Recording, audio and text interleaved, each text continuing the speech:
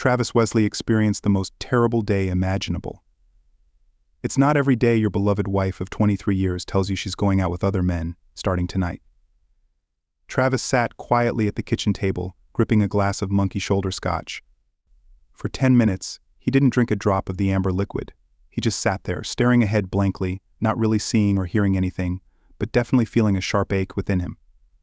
Travis knew no amount of Alka-Seltzer could relieve the pain gnawing at his stomach. He'd heard tales of other men's wives mentioning going out with other men, but he'd always dismissed it as nothing more than a city legend. How could a woman assume her devoted husband would accept her dating someone else? Other men? He couldn't fathom how a woman could be so callous towards her own husband, so blatantly selfish in her desires. This occurred on Monday, yet it was a pleasant day at Travis's workplace. He left around 5 in high spirits, whistling as he entered the house. Still feeling cheerful, he discovered his wife seated at the kitchen table, enjoying a glass of red wine and his favorite whiskey. Taking his usual spot, he set down his briefcase, poured 3 fingers of the liquid, and settled into his chair. "What's on your mind, Lauren?" Travis inquired, noting a sly grin on her face. She met his gaze squarely, her grin slightly mischievous. What he discerned in her eyes wasn't promising. He shifted uncomfortably in his seat. "Do you reckon I've been a good wife and mother all these years, Trav?" she asked, completely composed. Travis furrowed his brow. Aware of his introspective nature, she could almost see the gears turning in his head before he replied. "Yes, I believe so. And do you think I deserve some form of recognition for it?" She continued in the same impassive tone. Travis took a few more moments to ponder the question carefully. "So should I expect a reward for doing what's expected of a good husband and father? Why are you even asking me this, Lauren?" He snapped irritably. "Travis, today I'd like to go out on a date with another man," she stated calmly, as serene as a lake on a perfect morning. Travis was grateful to be seated. He felt a surge of bile creeping up his throat. His mind was like an erased blackboard, utterly blank as he struggled to process her request to go on a date with another man. Lauren regarded her husband with a look that made him feel like a foolish child, and she nodded slowly. "Yes, with another man, Trav. It's been 24 years since you and I became exclusive, and I haven't dated anyone else since then. I've been a loyal wife and devoted mother to our children, and I believe I deserve a night out with someone else, just a chance to experience something new. Not seeking love, but seeking pleasure. Just lovemaking," she explained. "I'm 47, and I won't be attractive forever, and I want to explore other options while I'm still desirable and can have them at my fingertips." Travis's jaw slowly dropped in disbelief. He knew he had heard his wife correctly, but surely she couldn't be serious, could she? He didn't even need to voice the question. Lauren nodded at him as though she could read his thoughts. "Damn," he muttered as she rose from the table and ascended the stairs to change clothes. Descending moments later, Lauren looked stunning in a little black dress that hugged her figure. It featured a daring cutout revealing part of her chest without a bra, and it barely reached mid-thigh in length. Her makeup was subtle. A beautiful woman needed little adornment, and her long blonde hair was pulled back into a high ponytail. It was a sight to behold. Lauren noticed that at that moment, her husband was completely under her spell. "I won't allow this," Lauren Travis declared, rising from his seat. "I don't know what you're thinking or what you're up to, but you won't go through with this while still being my wife." Lauren's bright smile twisted into a bitter grin. "You won't spoil my evening, Trav. You can talk tough, but deep down you know you won't divorce me over this. Where else will you find a woman like me? You know it's true, and the kids will be furious with you for tearing our family apart. Toughen up, Travis. Let me enjoy myself for a while, and then it'll just be you and me again, growing old together. You love me, Travis. You don't want to be alone while I have plenty of options." A car horn honked outside. Grabbing a small bag, Lauren moved towards Travis, attempting to kiss him goodbye. He recoiled as if jolted by an electric shock, stepping aside. Lauren looked momentarily surprised and hurt. Then her expression hardened into anger. "I'll be back. Maybe." As she mentioned leaving, he watched in horror as she exited through the door. Could his 23-year marriage really be ending? That's what it seemed like, he pondered.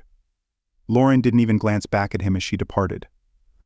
Researchers have confirmed a sad but undeniable reality. Individuals blessed with good looks often have an advantage in life over their more average peers. They easily form friendships, attract more attention, and even receive better grades from teachers. In Lauren's case, this proved true and only intensified when she turned 13 and fully developed her bosom.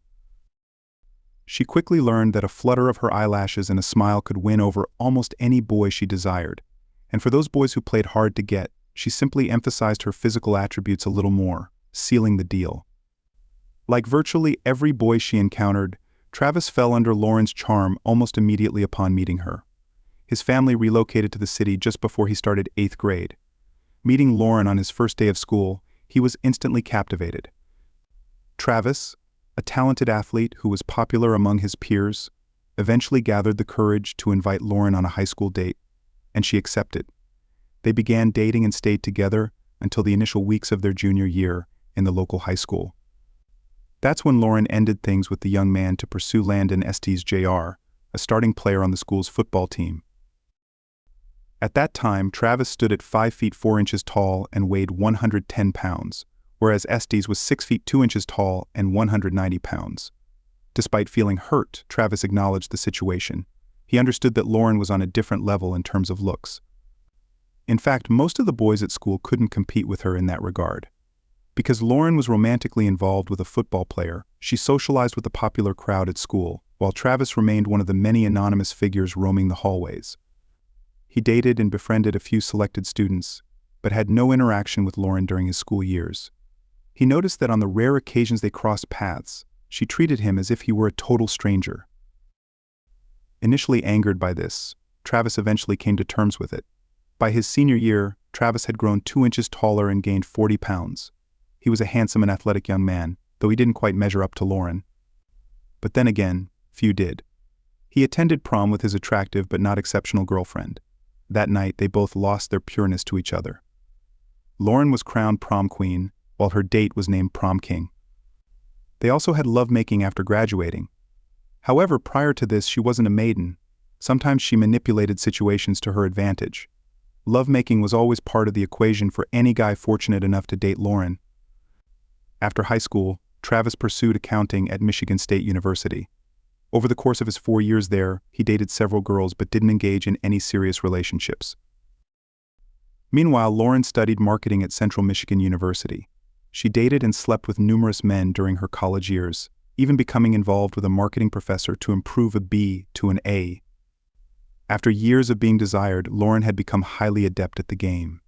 Through sheer coincidence, they both landed jobs in Grand Rapids after college. Nearly a year post-graduation, Travis and several co-workers were unwinding on a Friday night at a popular bar and restaurant when Lauren entered with 2 companions. All eyes immediately turned to the striking woman in the short green dress with a plunging neckline. Lauren hardly acknowledged the attention. By then it had become routine for her. "Who's that goddess?" Steve White exclaimed to the entire table of co-workers. Without pause, Travis instinctively responded, "Ladies and gentlemen, meet Lauren Soames, goddess and my middle school sweetheart." Every head at the table turned from the woman to Travis, many gaping in surprise. "Do you know her?" one incredulously asked. Travis winced, disliking any attention drawn to himself. "We were about 14. Once high school started, I became invisible and she ignored me for all 4 years," he muttered quietly. "So got any juicy stories from back then?" quipped one of the women at the table, prompting laughter from the group. This caught Lauren and her friend's attention. For a moment, she thought she recognized one of the men at the table, but she wasn't certain. The trio took a seat nearby, with Lauren facing the table of the vaguely familiar man. "Dude, why not go over and say hi?" White urged. "You're practically drooling," Steve joked Casey Gardello, another colleague. "She acted like she didn't know me for 4 years. I don't get why she'd remember me now," Travis muttered, nodding in agreement with several others. Meanwhile, Lauren observed the man while enjoying her meal. Then she snapped her fingers and pointed at him. "It's not wise," Lauren cautioned one of her friends. "Pointing at someone in a restaurant could lead to trouble in certain places." She paid no heed to her friend's comment. "I'll be back shortly," she declared. "I need to greet an old friend." Lauren practically leaped from her chair and strode over to Travis's table.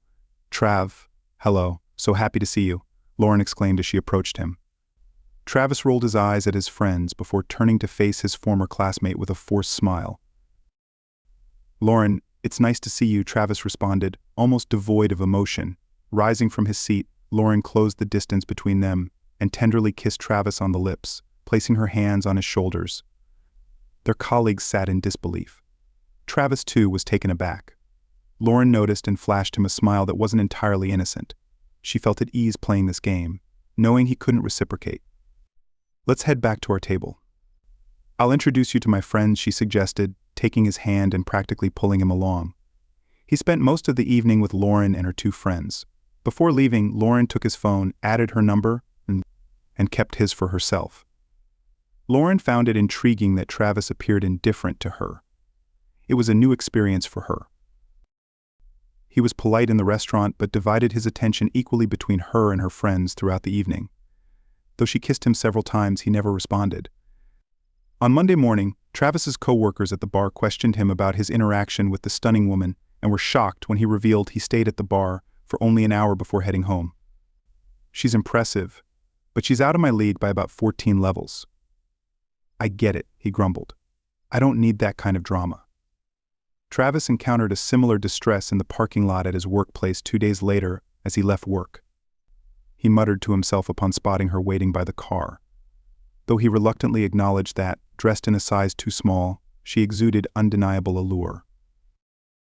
"Why didn't you call, Trav?" she murmured softly as he approached. Travis fought the urge to widen his eyes as he scanned Lauren's figure like a starving man glimpsing his first meal in weeks. Her low-cut top was unbuttoned down to her cleavage, and the hem hovered just about 5 centimeters below her waist. "Damn," he muttered under his breath as she leaned in to wrap her arms around his neck and plant a kiss on his lips. He found himself powerless as she pressed against him, his hand instinctively slipping around her waist, inadvertently grazing her backside clad in underwear as her dress rode up. Her tongue slid into his mouth like a serpent, and abandoning his briefcase he seized her other part of rear, the kiss extending indefinitely. After what felt like minutes they parted, and Lauren readjusted her dress to conceal her undergarments. Several colleagues, stunned, quickly departed in their cars. They dined at a restaurant outside the city center, enjoying their meal. Though Lauren frequently tugged at her dress, both Travis and the young waitress appeared entertained by her struggle. Travis remained cautious of Lauren, but in the presence of a seductively dressed goddess, he was defenseless. His best hope was to perform admirably in bed that night. "Oh my God," Travis murmured to himself as he gazed at the undressed Lauren for the first time. This woman was the goddess Travis had always envisioned. If this was his only chance to give it his all, he had to ensure that lust didn't overshadow his emotions. Sated, they lay facing each other, locking eyes. Lauren grinned lasciviously. "I made a huge mistake years ago," she whispered. "You're incredible. Who knew? If only I'd realized. We've wasted so many years, Trav." Lauren recognized potential when she saw it. Though Travis didn't match her in looks, he was handsome, fit, and seemed destined for success, and he excelled in bed. "I thought she was speaking to herself," Travis admitted. Despite Travis's reservations, primarily about her self-esteem, their relationship flourished. While her physical beauty was evident, he gradually fell for the person Lauren truly was. "I purchased an engagement ring, but before proposing we sat down to discuss our views on fidelity," Travis stated as they settled at the table for a serious conversation. "What occurred in the past remains there. The same applies to me, but I need clarity about the future. Moving forward, I want full exclusivity between us.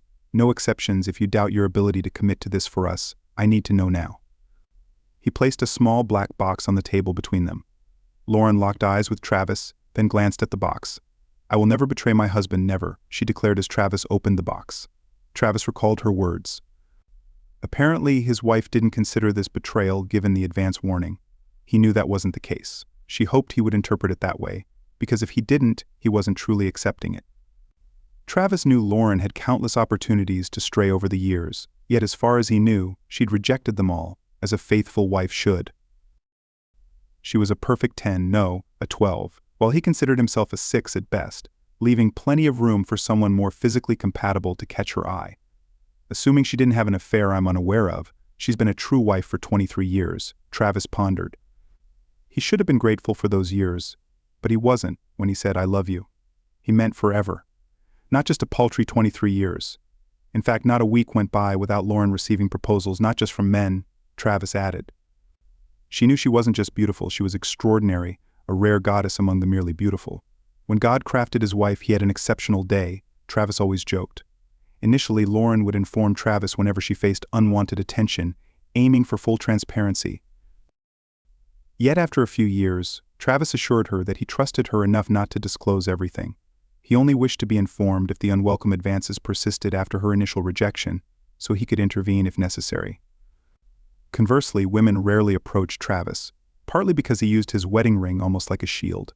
Within moments of meeting a woman, Travis would enthusiastically discuss his wife and children, effectively dousing any potential interest. Unbeknownst to him, this behavior often deterred potential flirtations. Lauren remained oblivious to how her husband's actions shut down advances, or worse. Their almost fairy-tale marriage endured for 22 years, until Rosa Esposito entered their professional realm, working at the same public relations firm as Lauren.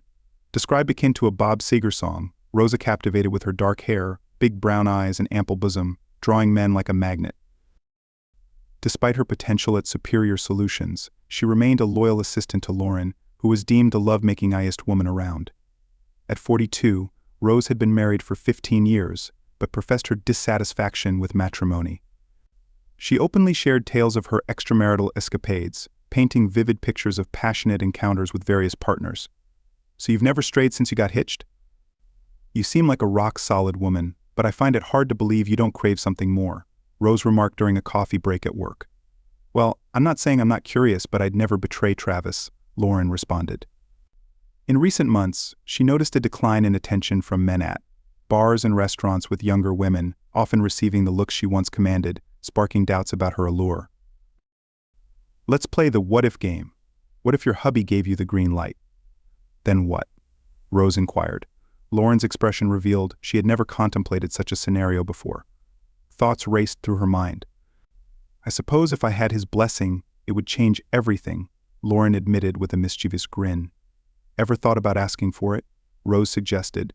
"They say everything worth having is worth asking for."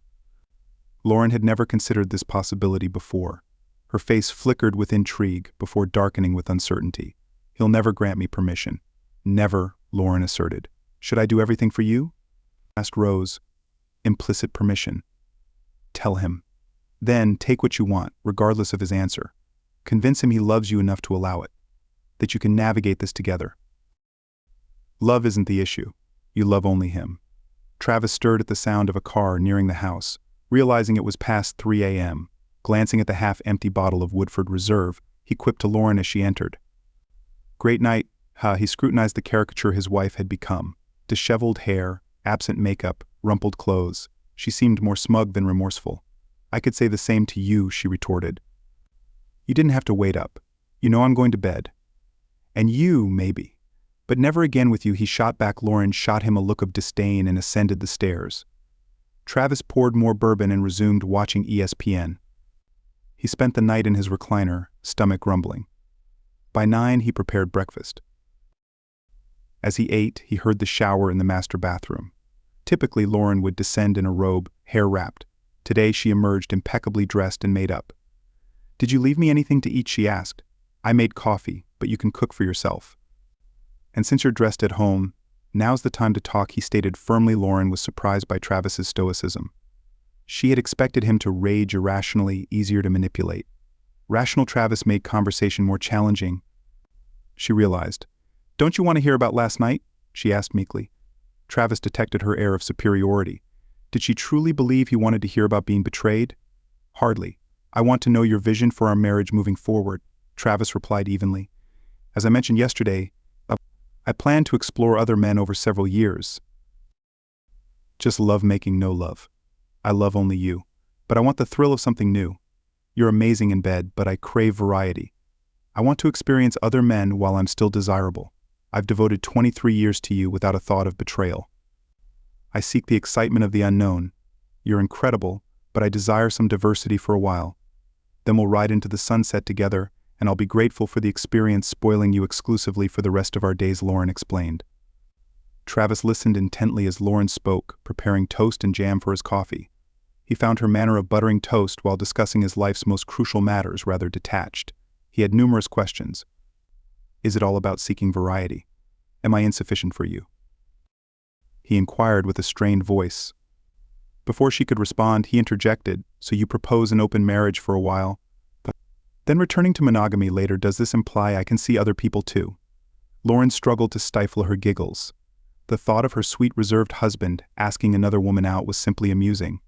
Travis was the most earnest about marriage of any man she had known. However, if this was what it took for him to theoretically agree, then yes, she affirmed. Naturally, I expected to be purely physical for you as well. Travis raised his eyebrows and shrugged. Lauren didn't grasp the significance of this gesture, but she had an inkling. Would you like to go out with Rose? She's a nice woman from my office.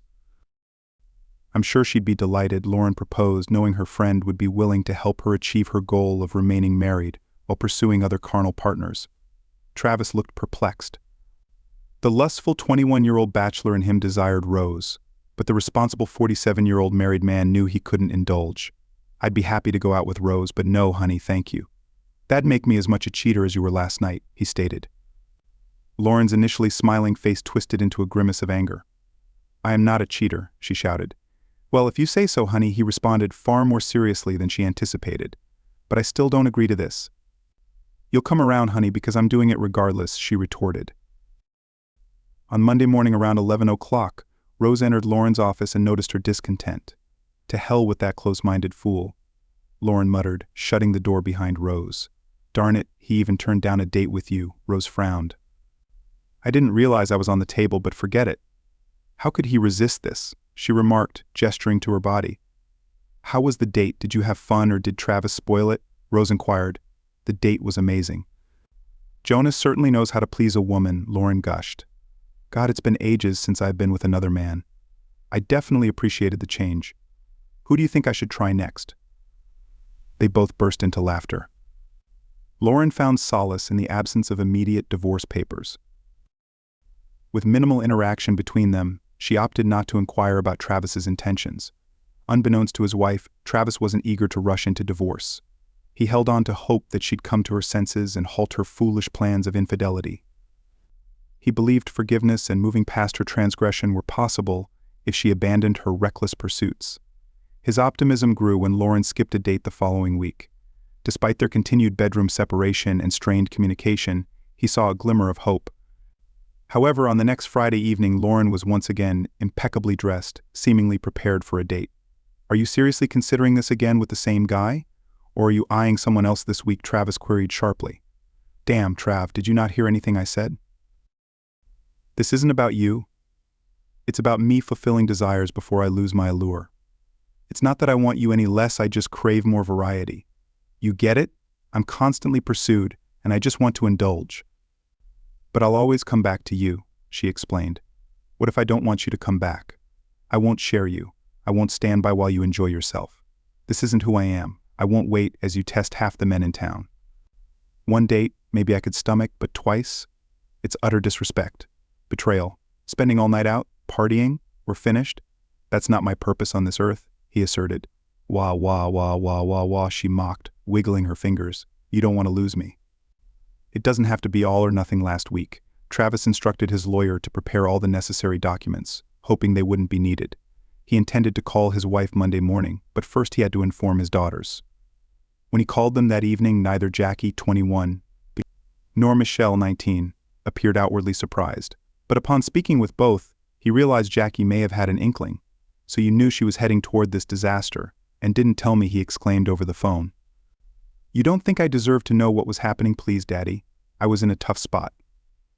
Either way, one of you wouldn't have been pleased with me. Plus, it's her body. It's not yours to control. And if she wants to share it, stop. Don't go on, Travis interjected.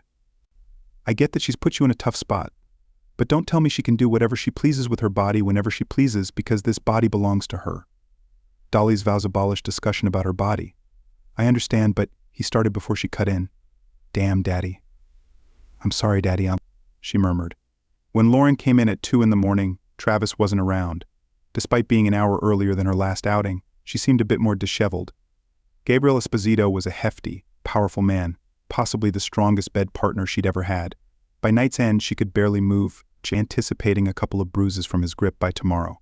Overall, it was a fantastic night. She figured she could see Gabriel again sometime. Receiving divorce papers at her office on Monday morning left Lauren shocked and embarrassed. She broke into tears and rushed to the ladies' room, where Rose found her shortly after. You should have expected him to serve you, Rose remarked. He's trying to hurt you back. Men can be so childish, seeking retaliation. Give him a week to stew alone. He'll come crawling back, pulling herself together. Lauren returned to her desk, grabbed her phone, and dialed her husband's number immediately. How could you do this to me in front of everyone at the office? I know you're hurting, but I deserve better, Trav, she practically yelled into the phone.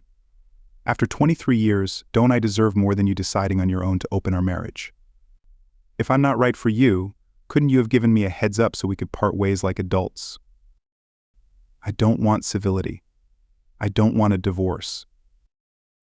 I still love you, she sobbed. I still love you, but every time you sleep with someone else, that love fades, he growled. My love isn't bottomless like yours. I always believed that. Maybe we were both wrong. Despite Travis's resistance, Lauren pursued divorce. Her lawyer arranged marriage counseling, with Travis unwillingly participating. As they entered the consultant's office, they were surprised to find Lillian Kamako waiting. Data on marriage counselors suggests most aim to reconcile divorcing couples, often with a bias favoring women, the consultant began. Let's start with the basics, Mrs. Wesley. Did you indeed inform your husband about your intention to date other men for a few years? Travis tried to hide his smirk. Lauren struggled to conceal her shock. Yes, I did, she replied quietly. That's what I want. I don't need him to do it for me. It won't affect our marriage. We'll conclude here, the consultant declared. Apologies for the inconvenience, Mrs. Wesley. I'll inform the judge and put an end to this charade. But Lauren stuttered. Honey, if you thought for a moment that what you did to your husband would work with me, then you're delusional. You should be ashamed of yourself, but evidently you have no shame. Frankly, you disgust me, Miss Kamako said.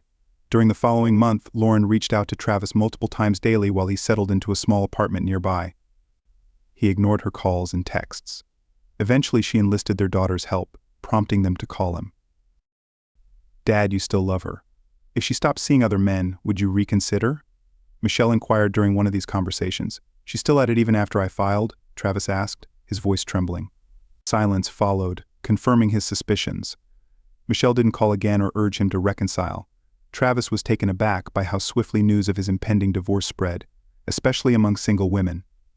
At work, several women expressed sympathy for his marital woes, including those who were mutual friends with him and his wife. Travis wasn't naive. He recognized that not all their condolences were purely compassionate. Connie Myung, a longtime friend of his wife's, called to express her condolences and almost overtly offered him emotional support. Travis was surprised by her open flirtation, considering she had never shown interest in him throughout their acquaintance. I wouldn't pursue a friend's husband. That's just wrong, she assured him. But now that you're single, things are different. I'm interested in you. Surprised, I'm flattered, but I'm not officially single yet. Connie, we won't start anything until after the divorce. I may be old-fashioned, but I won't cheat, Travis insisted. You're such a Boy Scout, Trav. That's one of the things I admire about you. Can you at least set me up on a date once you're free? Connie requested. Of course, Travis agreed, but I don't want to disrupt your friendship with Lauren. You've been friends for years. I appreciate your consideration, but I shouldn't let an opportunity pass just because it's unconventional. Connie replied. Maybe I'll give you a call when I'm off the leash, Travis joked. Connie, an attractive Asian woman standing at 5 feet tall with a toned physique and waist-length black hair, was certainly appealing to Travis, who found it surprising that she showed interest in him. True to his word, Travis contacted Connie on the day his divorce was finalized. They went out for dinner and to a local jazz club that Saturday evening. Connie noticed Travis's unease and remarked on it. I feel like a clueless teenager, he confessed. It's been over 26 years since I went on a date with someone other than Lauren. Are you telling me the contraceptive in your wallet is the same one from your last date before Lauren? She teased. Should I have brought one? Damn, I didn't even think about it. Well, I'm definitely out of practice, Travis admitted. At the end of the night, Connie kissed him gently, leaving them both feeling content. Travis promised to call again. Removing his wedding ring on the day his divorce was finalized didn't seem significant to Travis. But apparently it was a big deal to single women. Several female co-workers noticed the absence of his ring and commented on it, leading to a noticeable increase in flirting in the office. This was uncharted territory for Travis, and one day during lunch, he confided in his best friend at work about the sudden attention. Wow, there are so many stunning women in this office. How did I not notice this before? Travis exclaimed. You, my friend, were the epitome of a henpecked man, Robert Ardito remarked. You were so head over heels for her that you didn't even see other women as attractive. Sure, she's beautiful, but you let her control you, and maybe that was part of the issue. She's always testing boundaries, there's value in that. And you were so conditioned, emitting such a vibe that not a single woman even glanced your way. In the initial month post-divorce, Travis went on 4 dates, 2 with Connie. While he hadn't yet slept with any of them, that wasn't his aim. By the second month, demand remained high, and he ended up sleeping with 2 women. Travis's daughters, who had been more in touch with their mother than him lately, repeatedly heard her claim that while she could attract any man effortlessly, their father struggled to find companionship, let alone a steady girlfriend. Feeling sorry for their father, they paid him a surprise visit one Saturday morning about 2 months after the divorce. Travis wasn't pleased about being awakened at 8:36, especially after entertaining his guest late the previous night. Sonia, a buxom 25-year-old, was the daughter of a friend in need of a reliable escort for her wedding. The evening went so well that they decided to continue it at Travis' apartment. Just as Sonia was asleep in his bed, Travis, clad in a robe, opened the door to find his daughters smiling with bags of breakfast goodies. "What's going on?" he asked, surprised as they entered. "Hi, Dad, can your 2 favorite daughters join you for breakfast?" Jackie chirped as they unpacked the bags. After exchanging kisses on the cheek, Travis led them to the kitchen table. They were midway through the bagels when Sonia emerged from the bedroom in one of Travis's shirts, partially unbuttoned and likely nothing else. "Sorry, didn't know we had guests, baby," Sonia said. "Mom said you call the shots." Both girls blushed as Sonia poured herself coffee. No, Sonia, these are my daughters, Jackie and Michelle," Travis clarified, pointing to each. "We were having breakfast bagels with salmon," Sonia giggled, causing her ample braless bosom to jiggle. She brushed against Travis's arm and settled into a chair beside him. The 4 engaged in casual conversation until Jackie broached the topic of Travis's recent interactions with Lauren. His mood shifted, marking the first time he felt bothered in days. Until that moment, he believed it nearly impossible to be upset around Sonja, despite her being a bit too much for his 48-year-old self.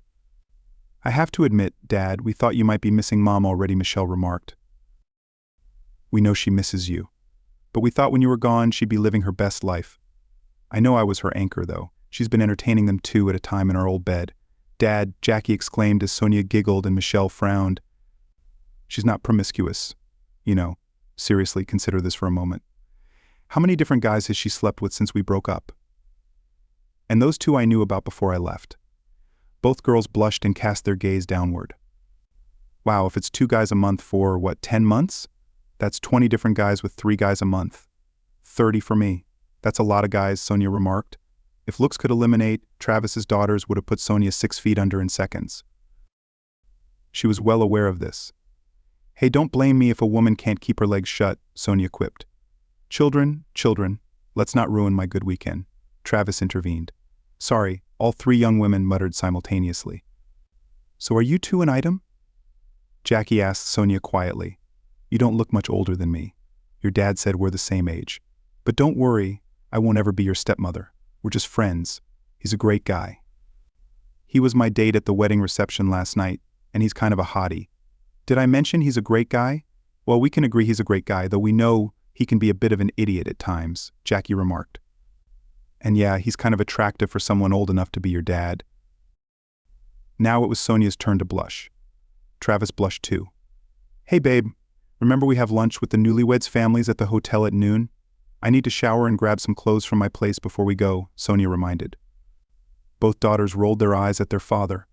"Mom, she's my age," Jackie informed her mother during lunch a few weeks later, and it didn't seem like a one-time thing. They spent quite a while together. They enjoyed each other's company. "I don't think he'll come crawling back to you anytime soon."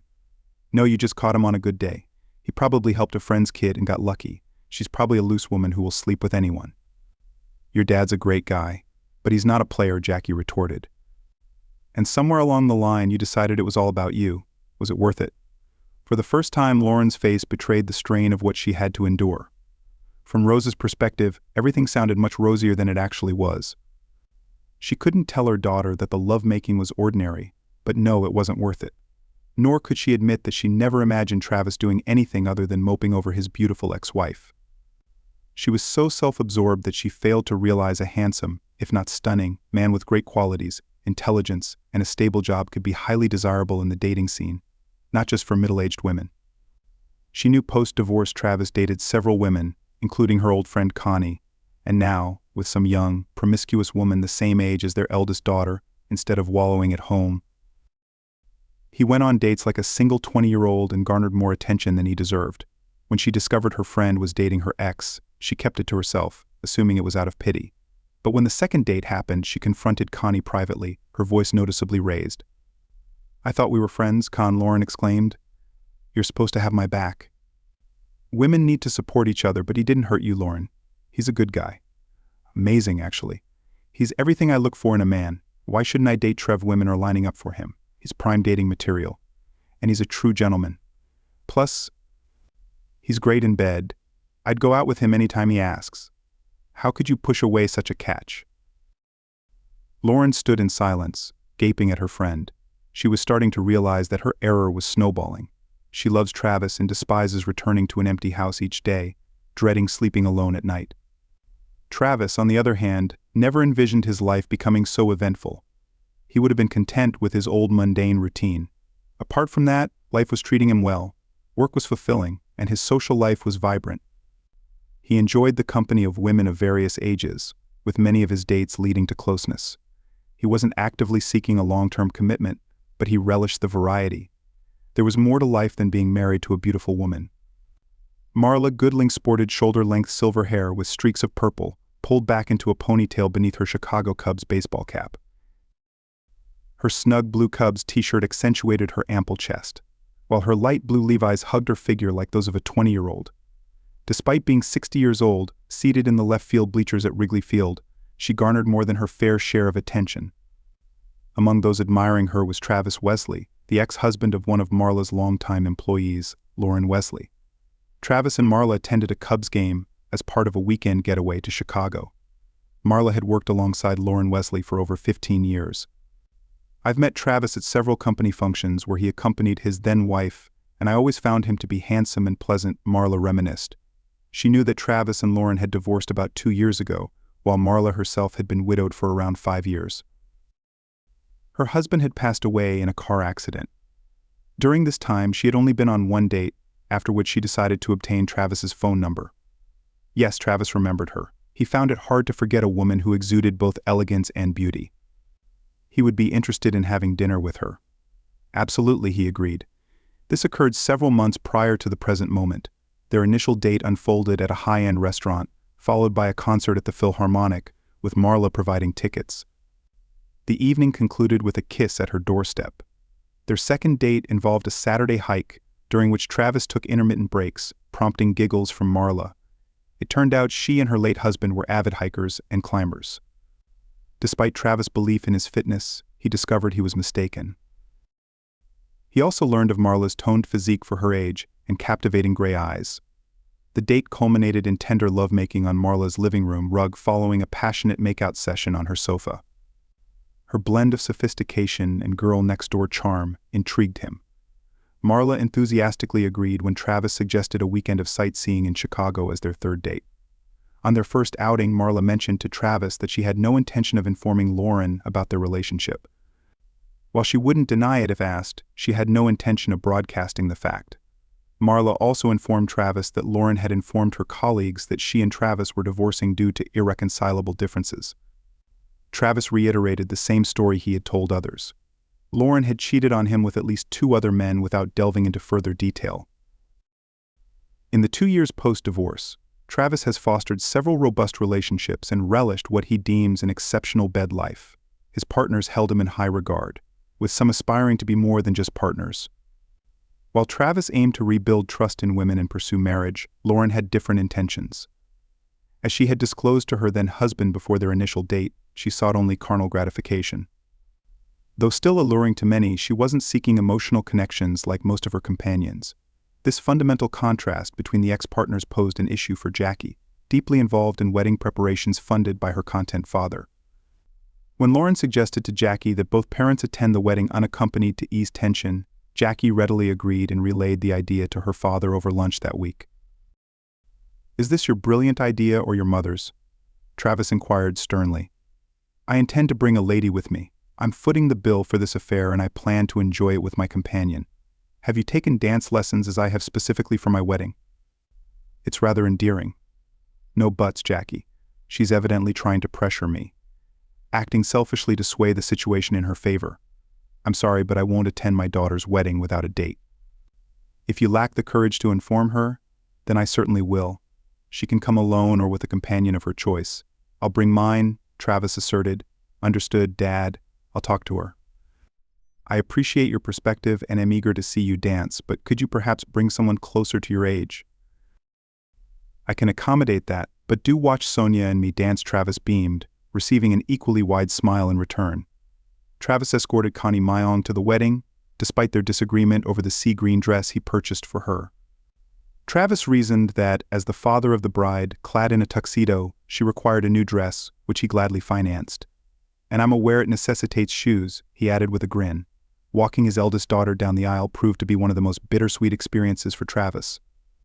It was everything other fathers had described, yet he acknowledged it was a wonderful day. He, Connie, and his children reveled in the festivities, dancing late into the night. The only discordant moment arose when his ex-wife arrived with her own date. While Travis remained indifferent, the man spent much of the wedding leering at Travis, and later at several women, behaving like a boorish drunk. Upon Jackie's request, Lauren swiftly escorted the man out, visibly embarrassed. In a brief encounter in the restroom, Lauren confronted Connie, accusing her of stealing her man. Connie calmly denied the accusation, stating Travis had divorced Lauren before they began dating. Lauren fell silent, allowing Connie to exit without further altercation, unwilling to mar the family's special day. A few months after the wedding, Michelle visited her father and appeared uneasy. Travis observed her for a moment before probing. "Okay, Mitch, what's up? You seemed kind of on edge all evening." Michelle blushed deeply and began to stammer. Travis sensed something was amiss. "Dad, you know Mom sometimes talks about reconciling with you, about winning you back once she stops seeing other guys. Did you two, have any closeness or anything?" she asked. "My personal life isn't your concern," young lady, Travis snapped. "But no, I didn't sleep with your mother and the thing is, she has an STD, Dad." "I overheard her conversation with her friends, and she mentioned having syphilis," Michelle disclosed quietly. Avoiding her father's gaze, Travis looked surprised, then saddened as Michelle watched him from the corner of her eye. "I guess you're telling me because you're worried about me," Travis said, "but it's standard protocol to inform all potential partners about the disease so they can get tested. I didn't know that." "I was just concerned about you, Dad," she replied. "I know Mom is still seeing other people. Some of my friends warned me that she's quite promiscuous." It's always awkward when a friend tells you your mom isn't perfect. A few days later, Travis received an unsettling call from Marla.